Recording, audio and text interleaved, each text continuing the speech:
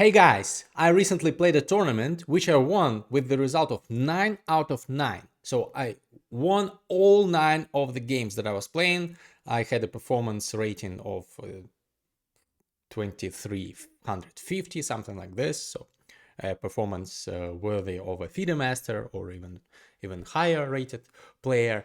And I'm generally very happy about this tournament. I'm about to show you one of the games that I played in the penultimate round. And there will be lots of important lessons for you guys. So first of all, how to keep control over the position on the board, how to avoid risks, number one. Number two, how to play against an opponent who is down on time significantly. A very important life hack that my Grandmaster coach shared with me that helped me at the end of this game. So both will be very important, but also the game, you will like it. I played at 90+% accuracy according to the engine. So let's dive into this. So the tournament was not very strong. I was seeded number 1 in it. I'm rated in Rapid something like 1920 something. But there were several opponents who are 1800s, several who are 1700s, and several who are 1600s in the tournament. And also you should not forget that in Kazakhstan all people are underrated because they are playing against each other, and playing against other underrated players doesn't make you overcome the rating deflation. Also because many youngsters don't play much in federated tournaments, so that's the reasons basically why in Kazakhstan people who are 1700 are as strong as 2000s in Europe or in the US. And that's not an exaggeration. You should come play those tournaments to see for yourself. And usually when people from Kazakhstan come to Europe for a summer to play some tournaments, they come back and gain 200, 300 rating points very often, especially youngsters. So that's not an unexpected result.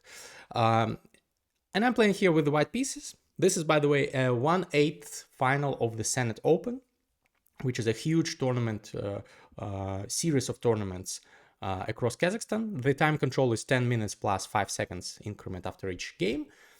And this is round 8. I'm already leading the tournament with 7 out of 7, and I want to preserve my lead. And I really, at that point, I decided, you know what, it would be cool if I could score 9 out of 9. So that's what I was aiming to do. And I open up with 1 e4, e5, and here I go for the 4 knights, which is, well, many consider this to be a boring opening, but this serves several purposes. First of all, my opponent is 1600 approximately. He's a young guy. He is very tactical. You will see this later on in the game. Playing something boring and positional where you can slowly squeeze your opponent is the best strategy against those guys. That's number one. Number two, I really wanted my meta strategy in this tournament was to avoid risks at all costs. Well, not at all costs, but preferably avoiding the risks. And I'm very proud of the fact that not only did I manage to win all those 9 games, but also in all but the last game where there was chaos on the board, and at some point I was losing in time, mutual time trouble, but I turned the game around. But in the first 8 games, all the games were under my control. I never had a worse position.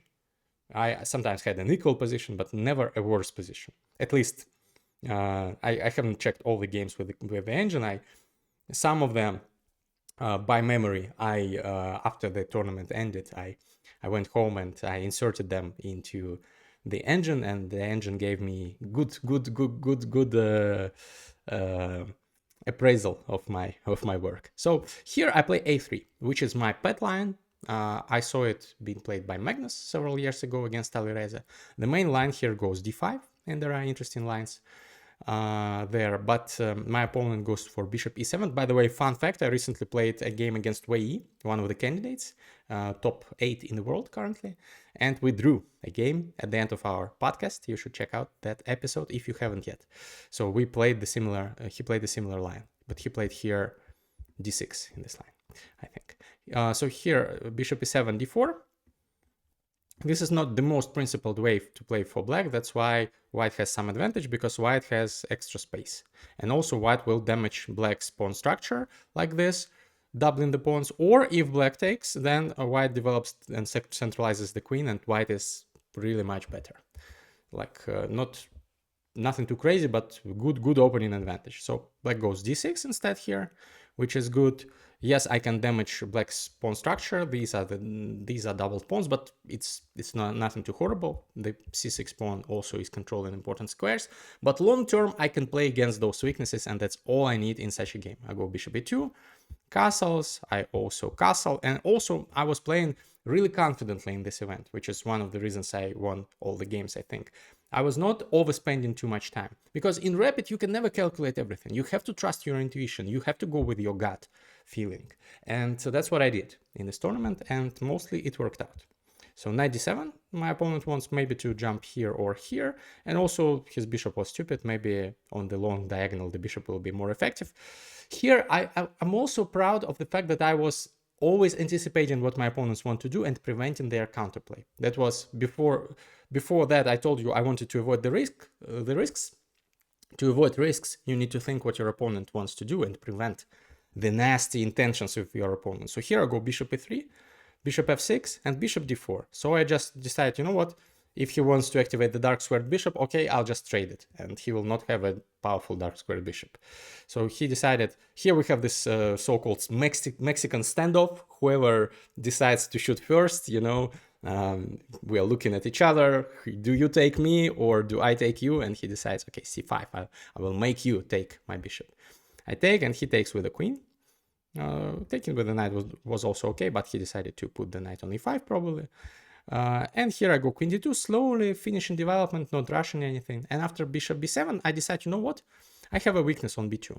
My knight is not, like it could go to d5, but then there will be consequences. Like currently maybe not because queen takes b2, rook b1 would win the bishop, but he could take the knight first and then take on b2 and win a pawn, which is not good. So I decide, you know what, I have a weakness on b2, I'll move it one square further, but then I will have a weakness on a3, then I'll move it one square further, and those pawns will counteract his light squared bishop.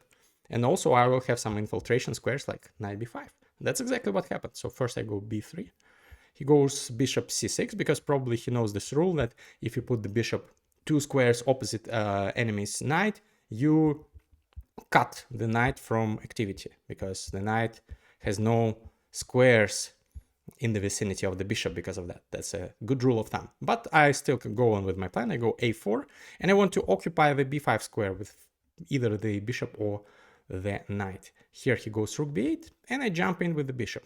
And I say, okay, we will trade the pieces, and I will infiltrate. On b5, I can, by the way, infiltrate with the knight, but then I decide, you know what, I'll take with the pawn, and I will continually harass the a7 pawn. It will be weakness forever. He has to take. I take back with the pawn. Already I'm +1. Like it's almost as if I had one extra pawn. According to the engine, it's +1. Big advantage, because his pawn on a7 is weak, has no one to support it, and on c7 as well. So his camp is full of weaknesses. But now he starts playing really dynamically. You will see how to play when you are worse positionally. You need to initiate some dynamic things, shenanigans on the board. So rook b7 is what the opponent decides to play, supporting both of those pawns. It's really weird. This rook looks like, you know, Jean-Claude Van Damme when he was filming this ad where there were 2 big trucks and he was doing splits. With his one leg was on one track, one was on another. So this rook is doing the splits here, but the rook is not Jean-Claude Van Damme. It cannot do it for long. That's the problem. So I go rook a2. I slowly, methodically want just to win this pawn.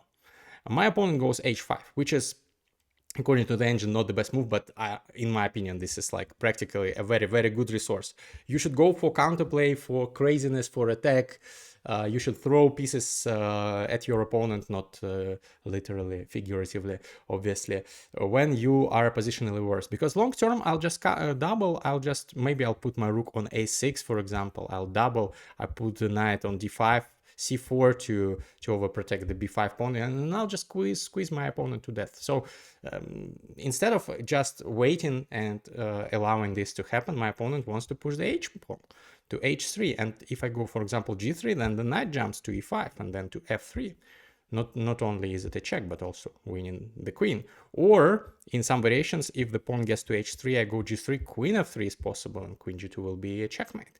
So it's important to not just stand idly while your opponent is implementing his or her plans, but it's important to create counterplay. So all my guys are on the queen side, putting pressure on a7. What does the opponent do? Push on the king side.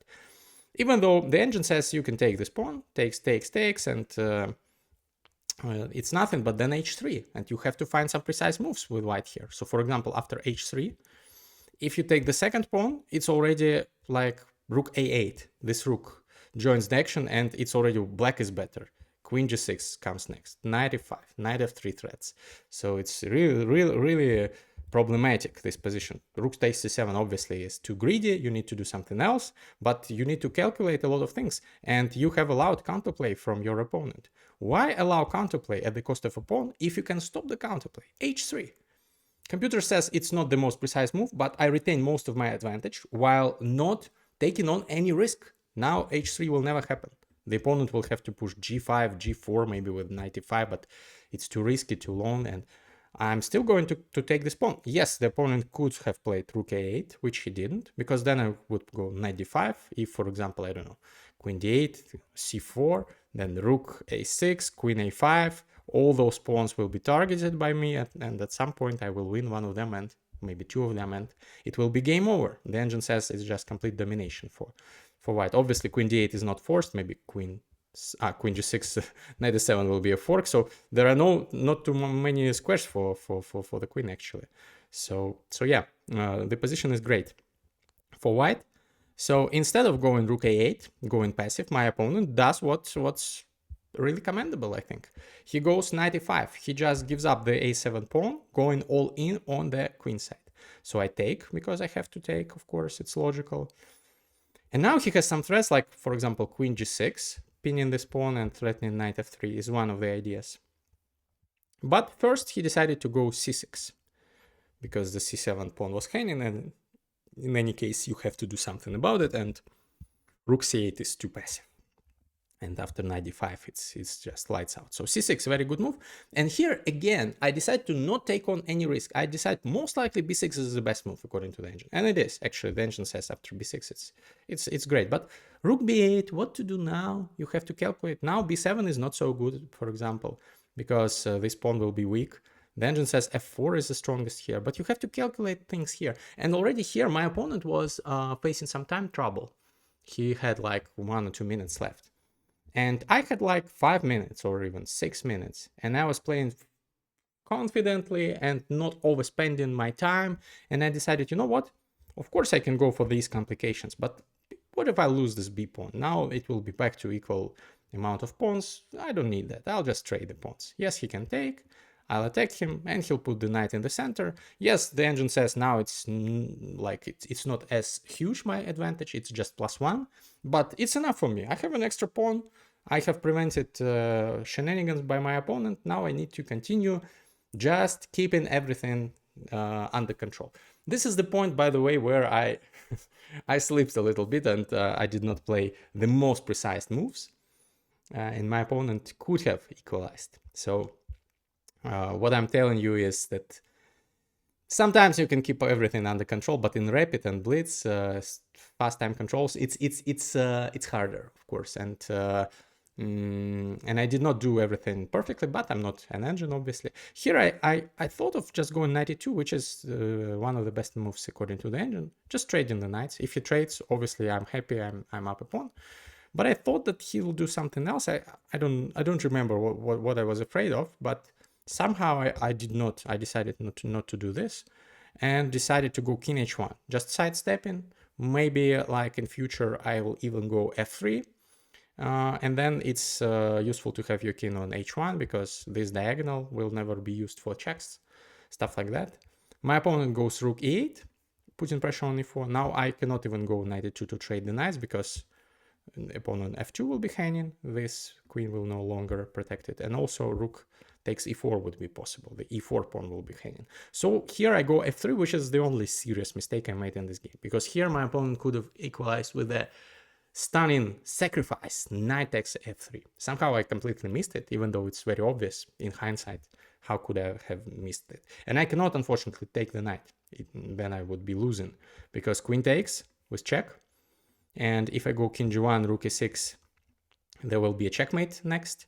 So I will lose some material, most likely, with devastating consequences. And if queen g2 blocking the check, then queen takes c3, and black is up material, and my king is still criminally weak, and it's not good. So of course, after knight takes f3, I cannot take. Instead, I would have gone queen f2, but then queen takes c3, queen takes f3, queen takes here, and it's an equal position. I take the d pawn, and when the dust settles, it's an equal rook endgame. So that's the chance that my opponent had in this game after f3, but he had already not much time, and he went queen e5 fast, wanting probably to plant the queen on g3, which is another drawback of the f3 move. It's a very committal move because the g3 square is a permanent weakness now. I decided, you know what, if the knight can somehow gallop magically to g3, I will be in trouble, but I decided the knight is not, it's not possible for the knight to do that, and in the meantime, I'll just trade it and continue keeping control of the position. Let's see if I manage to do that. So after f3, queen e5, knight e2 is not so good here because I calculated takes, takes, and d5. And the x-ray on the e file is not good, and I will lose some material, and it will be equal according to the engine. So that's not my intention. Instead, I plant my knight on d5. And the difference between my knight and opponent's knight is that my knight is on an outpost, because it cannot be kicked even theoretically by any pawns, c and e pawns. Whereas his knight can be potentially kicked by my c pawn, even though that would sacrifice the b pawn for the time being. So probably first I will have to go something like queen d1 and then c3, but this knight will have to drop back sooner rather than later. So that's the difference. He goes queen g3. Another problem for me is that whenever queen leaves defense of the e1 square, for example, there will be perpetual checks. Queen e1, queen g3, for example. Let's say like queen here, check, check. There are also mating attacks with knight e2 here, but if we pretend it doesn't exist, this opportunity, then at least the perpetual check is what black has in this position. But of course, I keep control of the e1 square. I don't do anything stupid. I go rook a7, just waiting here. My opponent already has like 20 seconds on the clock or something like that. My rook is feeling nicely on the 7th. Maybe potentially when my queen gets free to roam and doesn't have to control the e1 square, my queen can jump in, attacking, creating some prospects of mating my opponent or trading the queens. So rook a7 is generally a useful move here. And my opponent here did not really know what to do. He should have gone for f5, and he would have equalized, but there are complications here. I would have gone c3, for example, and yeah, there are some crazy lines there. He should sacrifice, for example, the knight in this position, and then he has some perpetuals. So that's what you should do. Interesting stuff. Rook e7 then, and yeah, the line goes on. But instead, my opponent here, instead of going f5, which is a committal decision, and he doesn't have too much time, he just waits. He goes rook b8, maybe anticipating that I want to go c3, so as to protect the knight on b3. But now I don't go c3, and here I made a move which I'm very proud of. I went rook a1 back. Sometimes you have to step back, take a step back to move forward. This is the best move according to the engine. So this is prophylaxis. I'm just preventing these checks. Now I want next to go maybe queen here and trade the queens. Or maybe, I don't know, I have various ideas, maybe rook f1 even and queen f2, trading the queens. So I want to trade, I want to simplify, I'll be up a pawn and winning in this endgame. And here my opponent's nerves probably, or not nerves, probably the time deficit played a role, because instead of going, the best move would be to admit defeat and go rook e8 and then continue with the plan of f5. But he went g6, probably again wanting to go f5. And he forgot about the fact that my queen can jump to h6, and now I'm winning because I have threats of knight e7 and knight f6, which are both checkmate threats. And his only move is queen a5 to protect against both threats. And here is a very instructive position. So my opponent here has 10 seconds. we get 5-second bonus, I think, after each move, if I'm not mistaken. So he's practically basically playing on increment. And I have something like 5 minutes, I don't know, 4 minutes. And here I spent 2 out of my remaining 4 minutes to do what my grandmaster coach, Farukh Amanatov, who, by the way, is one of my podcast guests. Check out the episode with him. I think a couple of years ago we recorded very, very instructive episode. And he told me that when your opponent is in time trouble, severe time trouble, you don't need to blitz out your moves. What you need to do is think of a long forcing sequence of moves. Analyze it in your head, not rushing it, calculate everything, and then bam, bam, bam, bam, bam, bam, bam, make those moves on the board. If he's lucky, he thinks of the same forcing sequence of moves and anticipates what you want to do, and then yes, he can survive. But if he's unlucky, he will not have thought of this sequence of moves. He will not be able to find everything instantly, and he will lose. What helps me here in this position is it's in any case winning. I don't know this during the game, obviously, but I suspect that I have a winning advantage. But I decide, you know what, in any case, I'll spend my time, I'll find a forcing sequence of moves, and then we'll see what he does. And I calculate the following thing. So his queen is tied to those 2 squares, e7 and f6. So I can push f4. His queen cannot take on e4 because then knight f6 would be not only a royal fork but also checkmate. So after f4, his only move is queen g7. He has to retreat to keep himself from getting checkmated. Then I can take on h4. I will be up 2 pawns. But he can take on c2. That's the only logical move that makes sense. Otherwise, he's just down 2 pawns and under attack by me. So knight c2 in this position. Knight c2 attacks my rook on a1. Also, his queen is ready to jump in the action. His queen can take my rook with check. His knight can take my rook. So again, I'm calculating f4, queen g7, queen takes h4, knight c2, only move that makes sense. And now I find a clever sequence. Knight f6 check. His king will be checked. His only move, the queen protects. Let me show you again. f4, queen g7, queen h4, knight c2, queen f6 check. He cannot take my knight because it's protected by the queen. So only move is king f8. And at first glance, I have knight d7 forking the rook and the king. But then my rook on a1 will be also hanging at the end of this variation. So I'm not going for this. Instead, I go for a clever move that wins me the game. So again, f4, queen g7, queen h4, knight c2, knight e7 check, king f8. And now my rook is hanging. Not knight e7, knight f6. So let me show you, show this on the board. f4, queen g7. This was all calculated by me in 2 minutes. Knight c2, knight f6, king f8. And here, instead of going here, which is also, by the way, not a horrible move, but not the most precise. Here, I go rook c1, and I'm winning. Because I'm attacking his knight, and I'm keeping the threat of knight d7 with a fork. And he can do nothing about both. He can move the knight, but then knight d7 will be a fork and I will be up a rook. Or he will move the rook and I'll take his knight and I'll be up a knight and still he has no attack. In the game he played rook d8, I took, and in a couple of moves he resigned. So in this position, it was very important to calculate like 5 or 6 moves ahead while I had time. Sometimes in such positions, your opponent will have a defense, but if he or she is down on time severely, he will not, like very often, will not be able to find it, the defense.